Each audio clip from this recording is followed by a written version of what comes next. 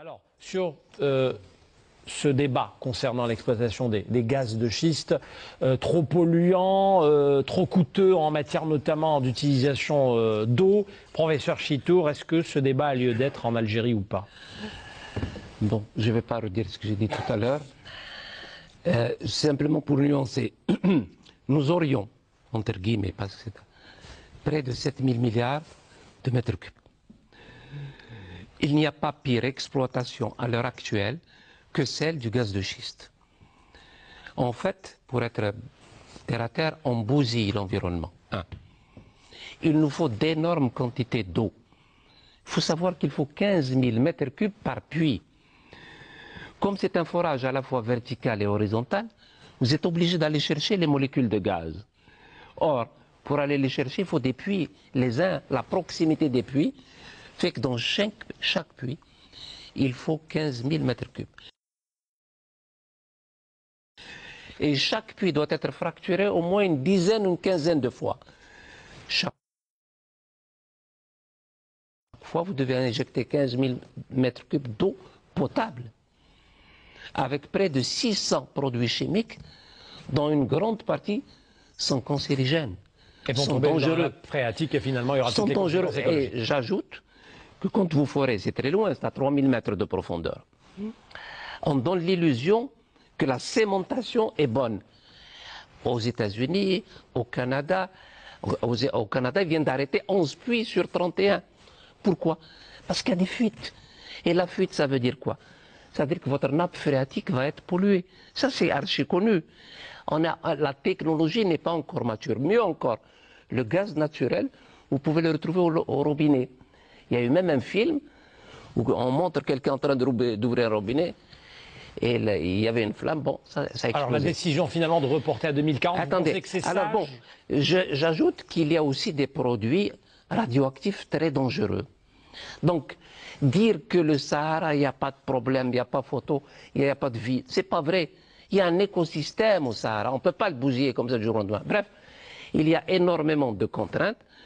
Ce que je dis, moi, je dis que c'est une technologie qui n'est pas mature. En France, ils ont arrêté.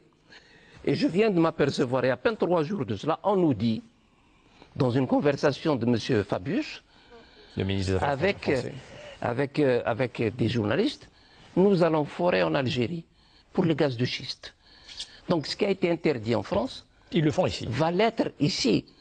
C'est les Amis de la Terre, c'est une organisation qui dit, bah, écoutez, c'est quand même pas normal que le colonialisme qui a commencé avec les bombes atomiques au Sahara puisse être perpétué avec les gaz de schiste. Donc vous pensez que c'est sage de reculer jusqu'à 2040 en attendant le progrès éventuellement? Le progrès, si jamais il y a progrès, je pense qu'il faut y aller. Mais attendons que la technologie soit mature. Kamal Benkoussa, sur cette question d'exploitation des gaz de schiste. Je pense qu'on se doit de se poser la question du programme de Sonelgaz sur les 5 prochaines années qui voudrait, avec Sonatrach, sur les 5 prochaines années, faire 9 centrales. Non, 5 centrales de 9 c'est Sonelgaz, Sonelgaz de 5 centrales de 9 gigawatts pour pouvoir subvenir aux besoins de la demande d'électricité en Algérie. Qui consomme un problème, ça, 9 gigawatts 9 000 gigawatts 9 000 mégawatts, je veux dire. Ouais. Je relate simplement l'avis d'experts que j'ai consultés et qui m'ont expliqué que ces 9 gigawatts d'électricité, pour pouvoir subvenir à la demande nationale, ferait que l'Algérie, dans 5 ans, n'exportera plus son gaz, pour pouvoir subvenir à la production d'électricité. Alors la question qui se pose, moi je ne suis pas un expert de l'électricité, ni du gaz, ni de l'énergie, mais j'écoute. Et je pense qu'il est important de se poser la question, quelle est la stratégie à mettre en place en termes... Je prends la déclaration, ou plutôt l'analyse de Salah Moubi, puis je vous laisse la possibilité de rassurer notre ami Benkoussa. Oui. Non, écoutez, moi je suis tout à fait d'accord avec le professeur Chitour sur les dégâts que provoquerait l'exploitation du gaz de schiste. Et j'étais persuadé, d'ailleurs j'en parlais avec Louisa tout à l'heure, j'ai l'impression que c'est une décision qui nous vient de l'extérieur, sous la pression des compagnies pétrolières étrangères, ou même des puissances étrangères, puisque M. Fabius, ministre d'un État souverain, s'immisce dans les affaires intérieures d'un pays souverain comme l'Algérie. Bon, bref, passons. Mais enfin, on se pose des questions quand même. D'abord, il n'y a pas eu de débat.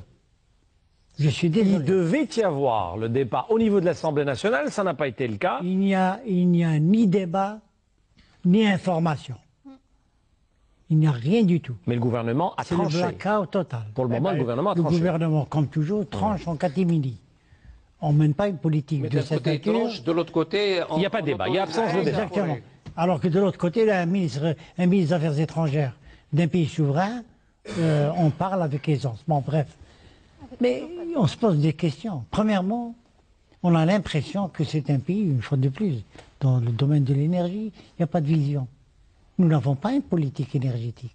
Mais enfin, que faisons-nous de l'économie verte, par exemple? Que faisons-nous de l'énergie solaire? Hein, monsieur Chito, vous êtes... Il n'y a rien. On discute, on fait des études, et puis on s'arrête. Concrètement, Concrètement, il n'y a sur rien. le terrain. Il n'y a rien. Concrètement, il n'y a absolument rien. Et par ailleurs, attends, il faut évoquer une question. On nous dit que l'Algérie est avant tout un pays gazier et non pas un pays pétrolier. Bah, si nous sommes un pays gazier, commençons d'abord par exploiter de manière rationnelle nos réserves de gaz avant de passer au gaz de schiste. Qui aura des, je m'excuse Ahmed, qui aura des conséquences catastrophiques sur l'avenir de ce pays. Parce que toutes les nappes du Sahara vont être contaminées, et alors inutile de penser au développement, par exemple, de l'agriculture dans le sud du pays. Alors, professeur Chito, rassurez-nous. Alors, je vais vous rassurer.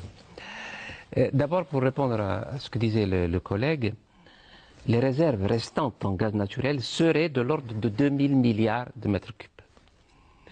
Bon an, mal an, nous consommons l'équivalent à peu près de 15 milliards de mètres cubes. Nos centrales, La consommation intérieure. consommation intérieure, nous exportons l'équivalent de 70 milliards.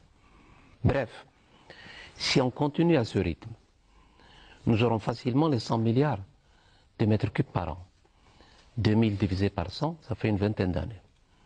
En clair, dans une vingtaine d'années, la donne énergétique en Algérie va changer à ce rythme de consommation, c'est-à-dire sans vision.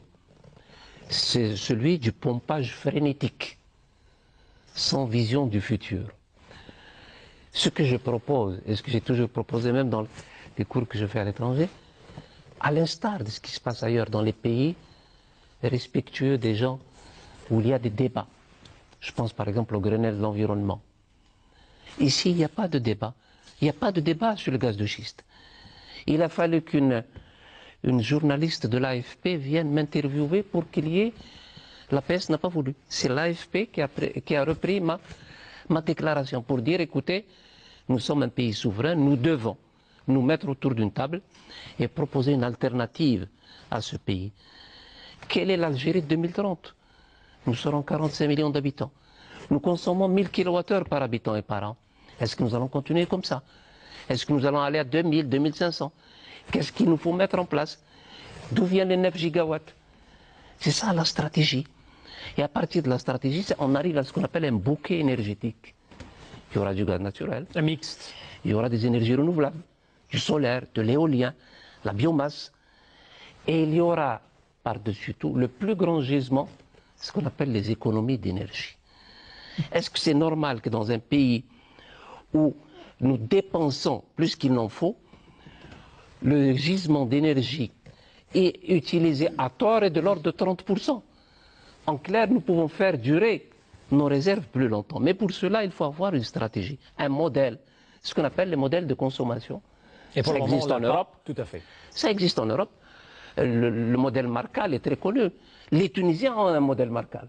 Les Marocains ont un modèle Marcal. Par exemple, je connais la méthode des Marocains pour arriver à 2030. 42% en énergie renouvelable, 14% d'éolien, 14% de solaire et 14% d'hydraulique. C'est clair, défini. C'est clair, c'est net. Et il y a une vision. Nous, ici, c'est la relésienne, on ne sait pas. Pourquoi? Parce qu'il faut dire honnêtement, et je le dis publiquement, l'université est tenue soigneusement à l'écart. On pense que parce qu'on est dans la décision, on a la science infuse. Non, on n'a pas la science infuse. Nous devons consulter. Nous devons prendre l'avis. À partir du moment où vous mettez en place une stratégie, la population, le peuple, le citoyen se sont concernés. Et à partir de ce moment, il adhère. Et s'il adhère, il applique. Parce qu'il est partie prenante. Il y a des débats. À partir de ce moment-là, je donne un exemple très simple. Très simple. Nous avons un ministère du commerce. On importe n'importe quoi en termes de voitures. Il y a 25 marques de voitures différentes. Il y a même des marques inconnues qu'on ne connaît pas. Les voitures à 160 grammes de CO2 par kilomètre sont interdites en Europe. Et chez nous, ce n'est pas le cas. Elles font Flores ici. C'est ici qu'elles sont. Parce que c'est les moins chères. Pourquoi? Parce qu'en Europe, la norme est 120 grammes de CO2 par kilomètre. Très bien. Mais pas seulement. Je dis par exemple, nous avons du gaz naturel. Pourquoi ne pas faire, avec le Renault, avec tous les constructeurs, faire ce qu'on appelle la double carburation? Alors, vous insistez, on y arrive justement à la marque aux losanges. On va passer à l'international. On a déjà consommé une heure pour votre gouverne. On va passer à l'international. Mais avant de passer concrètement à l'international, on fait une petite transition. On part le président français qui était il y a 3-4 jours ici à Alger pour une